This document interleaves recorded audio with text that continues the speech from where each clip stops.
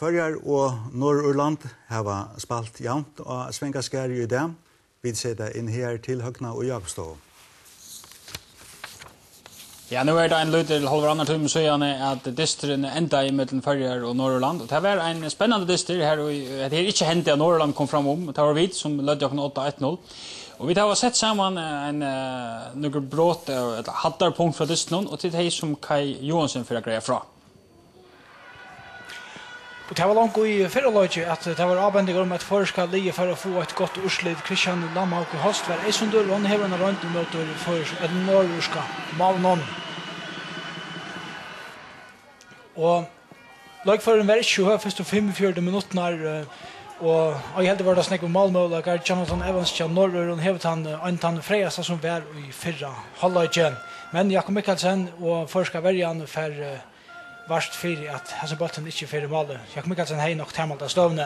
Och vi satt någon lag för lag för upp och norr hade oss några goda mål på ena vägen. Nigel McKinn hej en frulebara. Vi börjar med oss satt någon lag men jag kommer kanske för två bättre kom ut och just vinkeln så mycket spurskan att bollen för inte i målen. Och låt satt nu ta oss jag kommer kanske att sjunde tjänstor och här under Bjärging och i handslaget Kyle Lafferty skallar mot förska Malnon. Jakob Mikkelsen viser verliga sina dikter som förskor landslis Malverge och attaste Skansja Förngon. En ekvä gå området Bjärging i Hasselotna.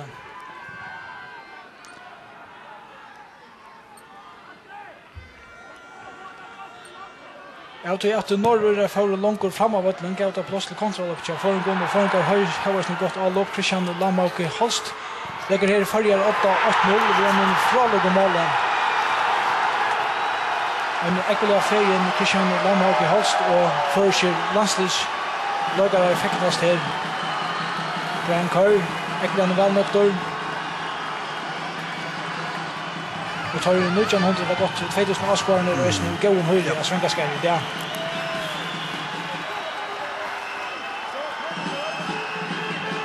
Så det att först för Jonas Simon Edmundsson bollen men jag får ett frispark här det var inte dömt och Christian Lamhaug i Holst kröcher bollen till så och snuder så norrorsk och väljarna lägger färger och ett mål.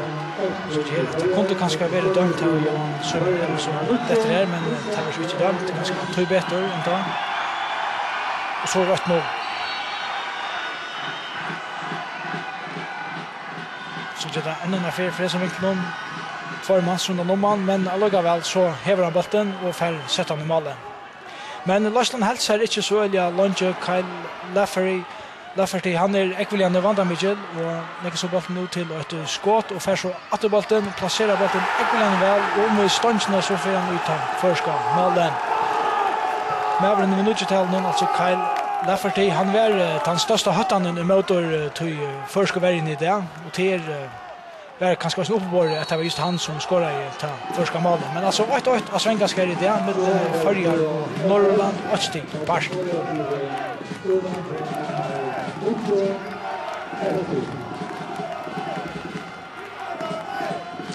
Och bara inte efter det så fick ju Ori och några glädjer lägare och inte minst en sera fick han Venjara. Hey, young fella, good man.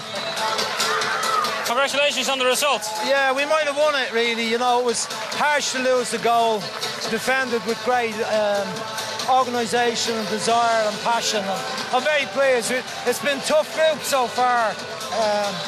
Not fair that we only had 1 point. We played well. People probably were a little bit critical after Italy and the game in Slovenia, but there was lots of good things in those games. And you know, we've scored again. We played so well in Estonia and got nothing. But maybe we're improving a bit. Fantastic performance today. Ja, absolut. Vi får för att få skottslösningen och jag är väldigt glad för att det är näst. Hur ska uppleva den här resten? Ja, jag visste att det var en väldigt härlig distor, men spel som spelar passar också lite bättre och långt och injek mer för bridge blir här och det var akkurat det som hände just nu. Så det var verkligen så det. Sälja några Oscarer och gå stämning går alla vinner också. Och så är snart få så kort sysle till eller så. Du säger du själv att du att Distant Jack för 2 kommande. Jag börjar vi så var nog så nervös så.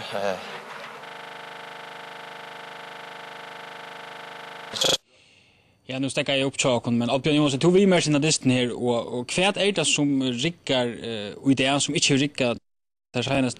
Nei, jeg heldig at Brian Curry har valgt i det et godt taktisk opplegg til henne disten. Vi har 4 inn i Vøtlen, og jeg heldig han fikk lønn for det at han valgte rett, så han valgte jo å legge rymlig høyt trus da, Orskali, så det gjør han ganske godt. Det var rett trekk av Brian Curry. Ja.